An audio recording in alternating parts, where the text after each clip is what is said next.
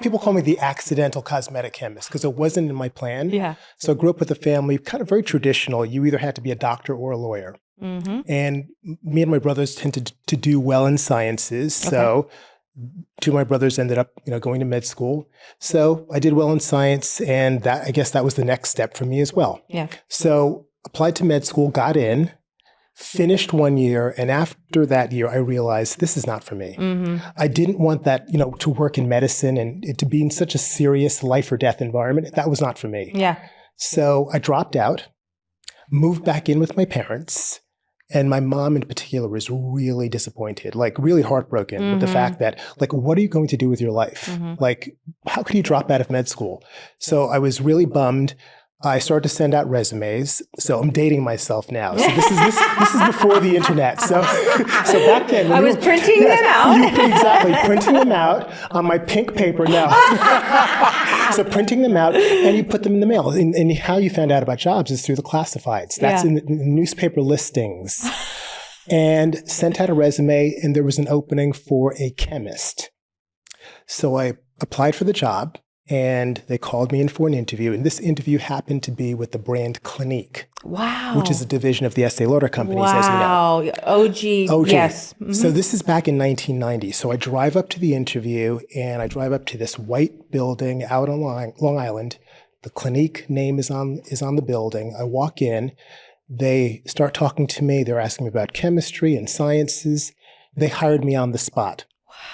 And that's how I became a cosmetic chemist. And that was 35 years ago. Wow. And listen, people now we have TikTok, we have Instagram, we have social media. So we have access to cosmetic chemists. We have people making content. We get to see the people and who they are and what they're doing. Back then, I don't even know if that I realized that was a job until 5 years ago. You know what I mean?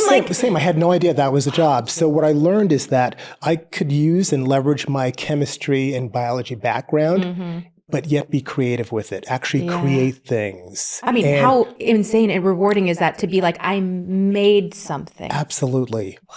Absolutely. So I need to go back to my mom for a minute because she's really disappointed. Yeah. So I came home and told her I got this job. I'm a cosmetic chemist. She's like, what is that? Whatever.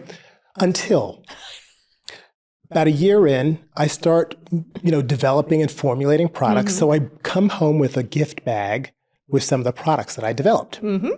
So this is the first time this has ever happened. She opens up the bag and she's so excited. She's like, oh my God, this feels so great. I love it. I was forgiven on the spot, forgiven for dropping out of med school. And she was like, get me more skincare, more beauty products immediately. She's like a cleaning bag. She was like, Ron, it's okay. It's okay. So that was my journey of how I became a cosmetic chemist. And what I love about it, again, is that I get to use my background in science, but I am able to create things and actually create new textures, use new ingredients, formulate them. Yep. And again, this is back in 1990, before the internet. So before, anyone ever knew what this job was, I was doing it. So. Are you hitting